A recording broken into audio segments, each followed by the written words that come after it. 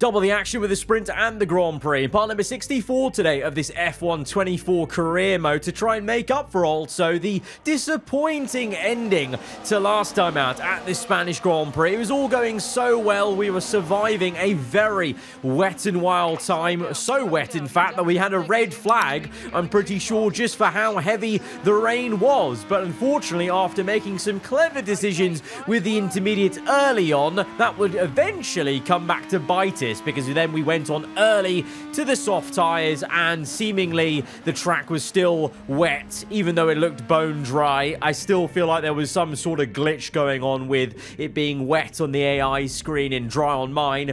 Either way, we, maybe gambled, maybe, once too much in that race, because it was already a gamble to go so early onto the intermediates, and that obviously paid out for us. So maybe the confidence was a bit too high and it came back to bite us, because we ended up with 0 points on the board there. It's one to forget, but like I said, double the action here in Austria to try and make up for it. But the likes of Lando Norris, Charles Leclerc, Verstappen all scoring well, but it was Carlos Sainz, the home hero, that got the race win, and it's the first win for Ferrari in the season. And it didn't go to the reigning world champion Charles Leclerc, which is quite a surprise there, but Leclerc still consistent as ever right up there in the standings. In terms of the R&D chart, still in this weird zone where seemingly we've had some sort of engine upgrade, I think, and to be fair to Tsunoda's benefit, it was helping clearly in qualifying around Spain. He was fighting for a podium until his race unraveled, so I'm hoping for both our sakes this can be a race where both of us make up for what should have been probably 2 top 5 positions in that Grand Prix as we go into the Red Bull Ring for the Austrian Grand Prix weekend. High up in the mountains here at Spielberg, it's time for qualifying on what will be the fastest laps of the season. Stand by for qualifying at the Austrian Grand Prix. Seems like the bad weather is trying to follow us from the Spanish Grand Prix into Austria here as we load in to sprint qualifying. It's looking very overcast out there, and it's not going to be the best start to our, probably what is going to be a one and only flying lap, or maybe 2 if we do consecutive laps, because with the shortened qualifying and sprint quali, this basically is almost like a one-shot quali effectively, and we went very wide, had to ride the curb there. Thankfully no damage, but we'll continue on and see how we do. But this will probably be it, because we only have 1 set of softs in this entire session. That is the only tyre available to us for this entire thing, so that is pretty much going to be it, and we go slower than Tsunoda, no surprise. But surprisingly, it's still actually a very good result for both myself and Yuki, 3rd and 4th. Again, I genuinely think that small engine upgrade that I assume it has happened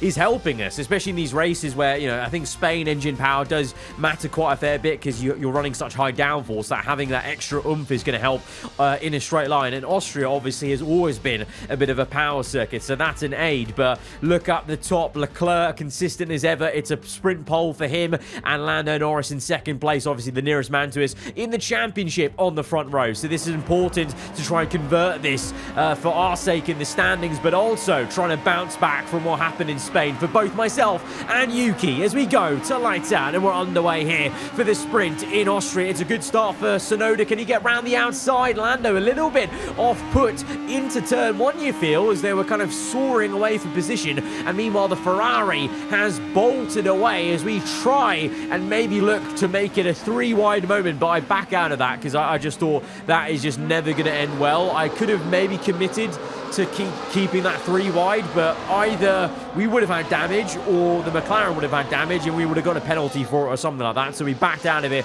and we're going to just drive to fight for another lap. Meanwhile behind, it's Sainz versus Piastri, the Ferrari trying to get the better of the Haas Cadillac, and Tsunoda is still giving it a good go to attacking the McLaren, so this is actually confirming that the Toyota, despite us not having any upgrades from the start of the season, that small AI upgrade has allowed this car to fight a little bit more, and Tsunoda is definitely growing in confidence as an AI teammate of ours. He seems a bit more focused, a bit more punchy, a bit quicker basically in some scenarios. So Tsunoda still going for it on the McLaren and may just get P2 here. I mean, both these drivers ahead of us with the blue icon. Obviously, Lando and Tsunoda both in various different rivalries with us in the game. Tsunoda up to second place, so he is continuing his fine form from the Spanish Grand Prix. But the McLaren keeping up the pressure and re-overtaking, and all of this giving Leclerc a bit of breathing room in P1 in the sprint. Very much the opposite is happening for me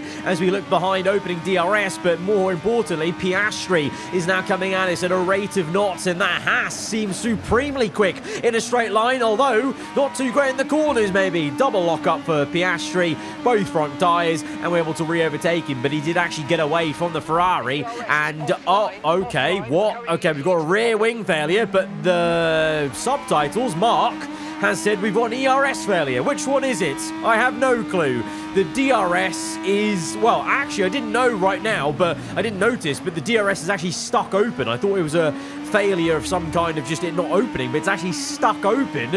At this point, I was also still thinking, oh, is there some sort of ERS problem? But no, the drivability issues going on there was actually just my rear wing being completely open, and my team are radioing. Mark is telling me to come in to fix it.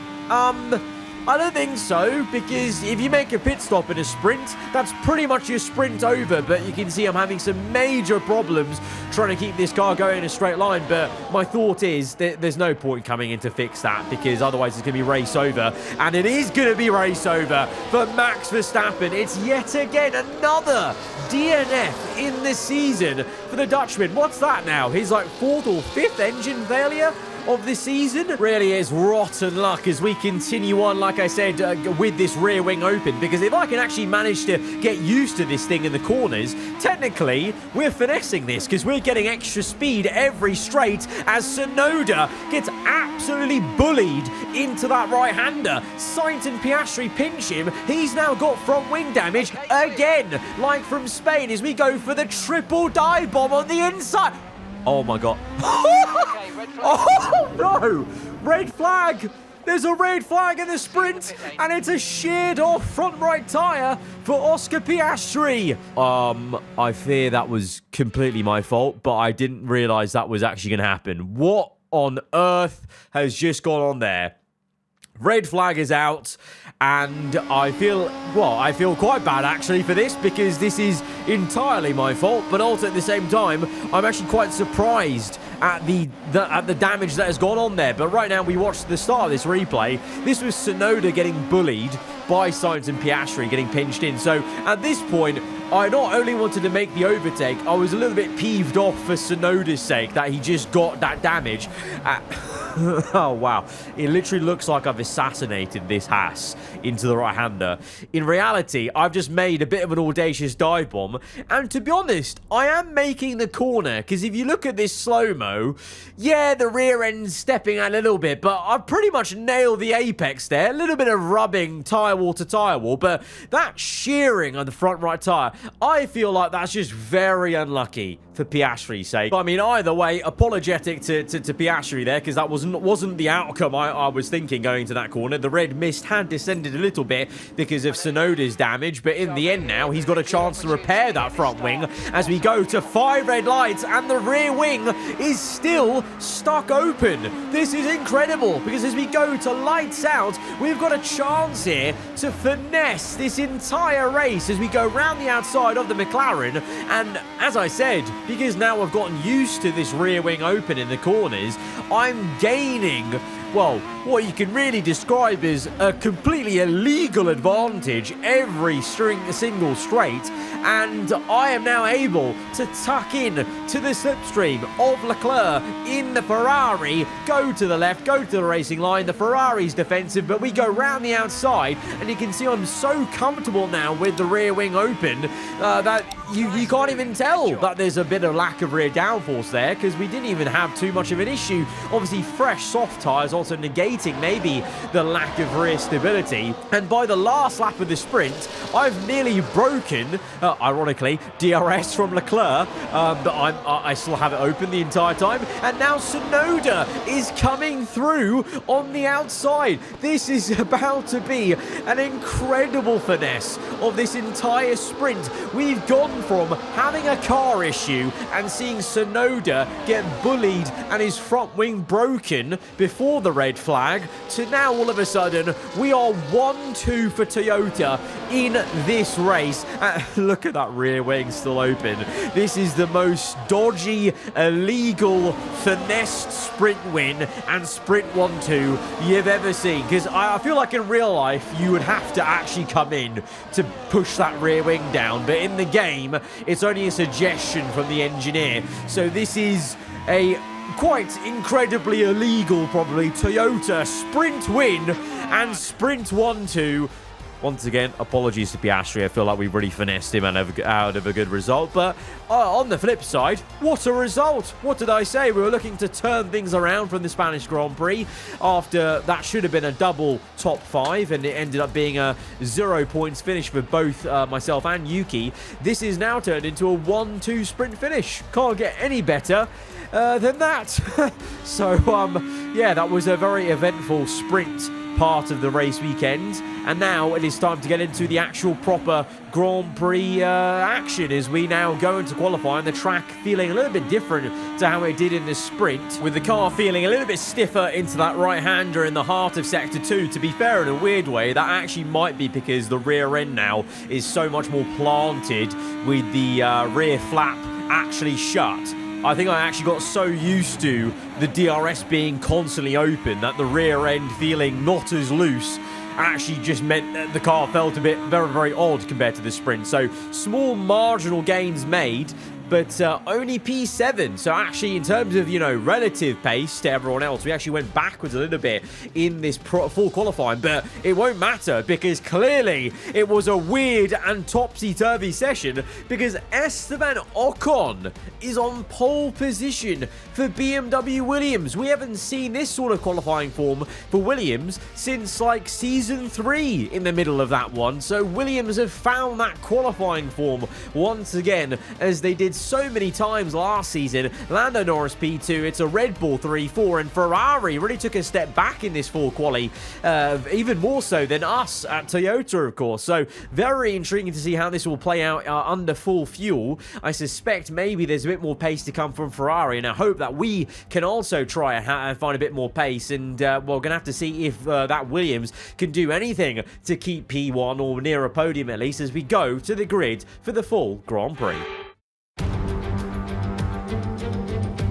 This is it then, race day in Spielberg for this year's Austrian Grand Prix. Not long to go before our drivers hurtle off the line and into the first turn, the Niki Lauda curve. It was renamed in 2019 in memory of one of Formula One's most beloved figures. It's a short lap here in Spielberg with just 10 corners, 7 to the right and 3 to the left, making up the total distance of 2.6 miles. And expect to see a lot of cars running wide today, especially through the last corner, as the wet conditions make the cars skittish through the downhill sections. It's time to take a look at our starting grid for today's race. A fantastic effort from Esteban Ocon yesterday, and it's put him on pole. And Lando Norris lines up alongside. As we continue through the rest of the grid today, we have Hamilton, Verstappen, Tsunoda, Russell, and RB, Leclerc, Sainz, Hülkenberg, Oscar Piastri, Behrman, Perez, Ricciardo, Albon, Fernando Alonso, Joe, Stroll, Vesti, and Logan Sargent. And now it's time to head down to the track. And striding into our commentary box to join us today, the man, the myth, the legend, Anthony Davidson. Let's look at their season, and particularly against their teammate. Fair to say, they've got the better of them more often than not. I know what we've got to do before the start of today's race, but what about our driver? What do the final hours look like for them? Well, for them, you know, you've got your pre-race rituals that you go through. You see different drivers that, you know, some have got their headphones on, they're listening to the music. Some drivers really absorb the energy from the crowd and they're there waving to them. Other drivers, they go within themselves. They chat to their engineers, absorbing that information, that vital information that you need to carry you through the race. And, you know, those pre-race rituals are essential to making things systematic. We do a lot of Grand Prix in a season, and the more systematic you can be, the easier you are within that environment.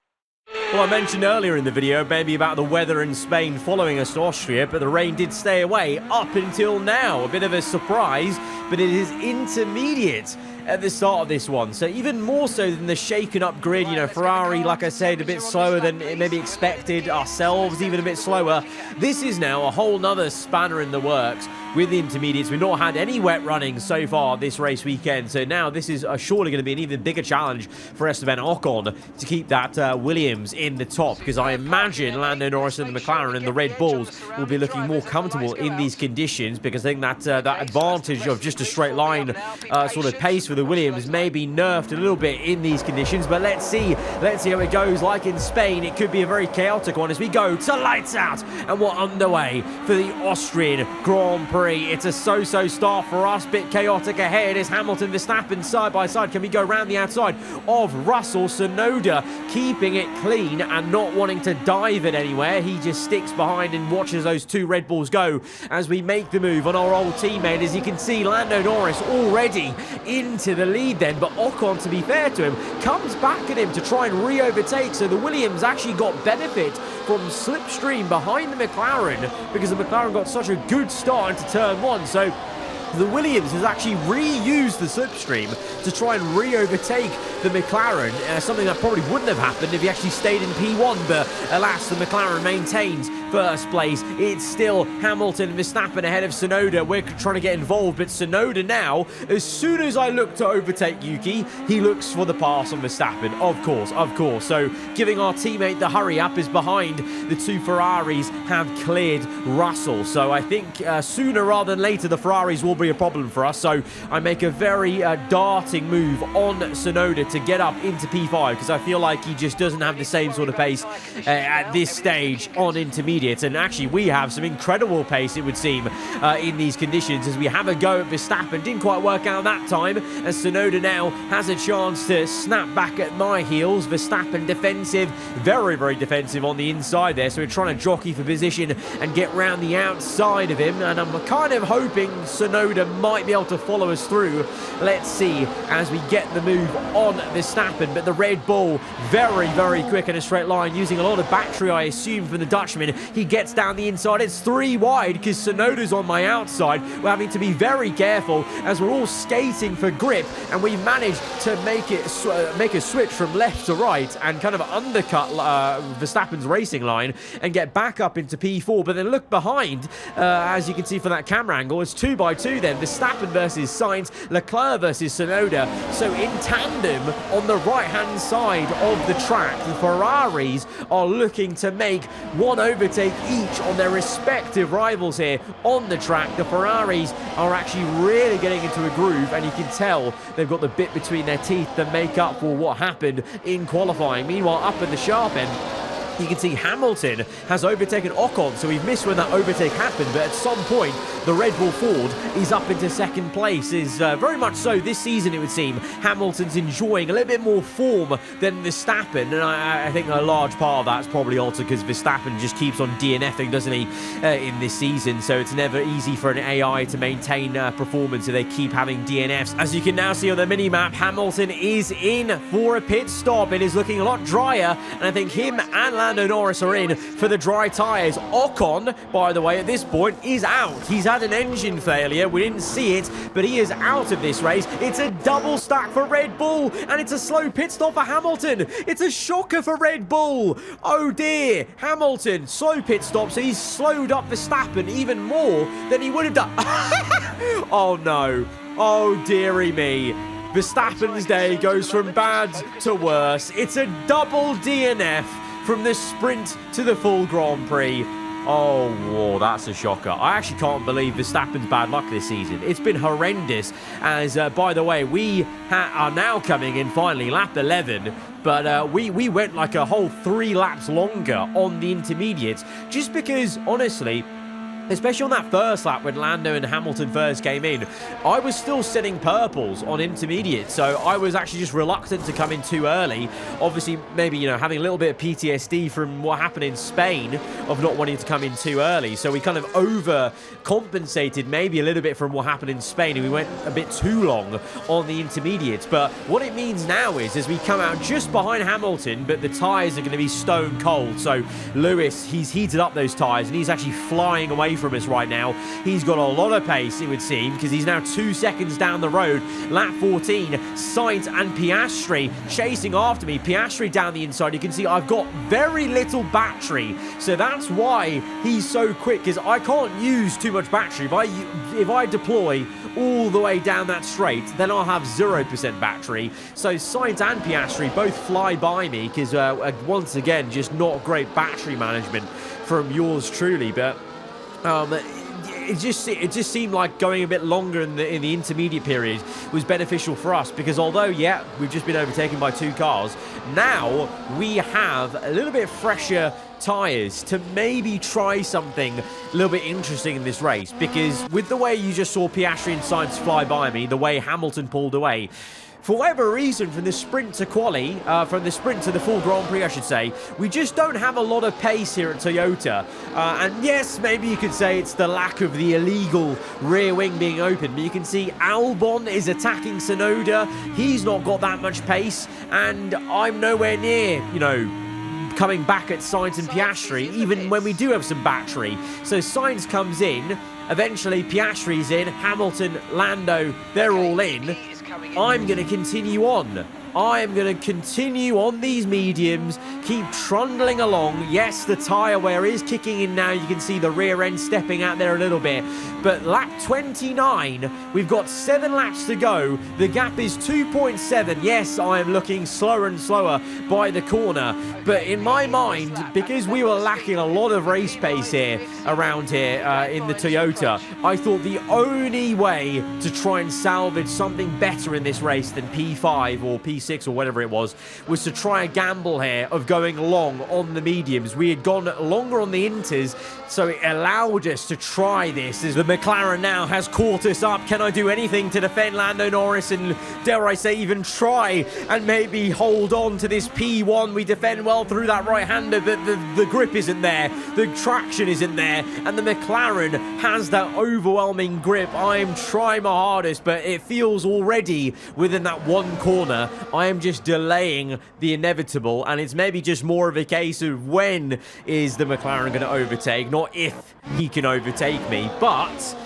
after that, there's 7 seconds to Hamilton in P3 at the moment. So I think this gamble could still really pay off for us in terms of maybe going for a podium here, because Tsunoda's down the order now. He's down to P8, so this Toyota had no pace. It's got no pace now at the moment, but at least we got track position as we lock up into turn 1, such as the tyre wear we've got. Lando back into now P1 as we come back at him, though, because ironically, like was the case with Ocon versus him in the opening lap of this race, being behind is actually maybe a benefit when you have DRS open. Of course, unlike the sprint, it won't stay open for us, so we can't gain an advantage every single place of this circuit, but we're trying our hardest to maintain P1, get back ahead of him. But at some point, you feel like it will probably be curtains for us, and it is curtains already for Tsunoda. He's in no man's land in P8, so that's why we just tried something, as there's action going on between Alonso and Hülkenberg. Alonso getting up into P9, and Perez and Albon fighting for P6 and 7 through Sector 2, so some fighting going on at the end of this race,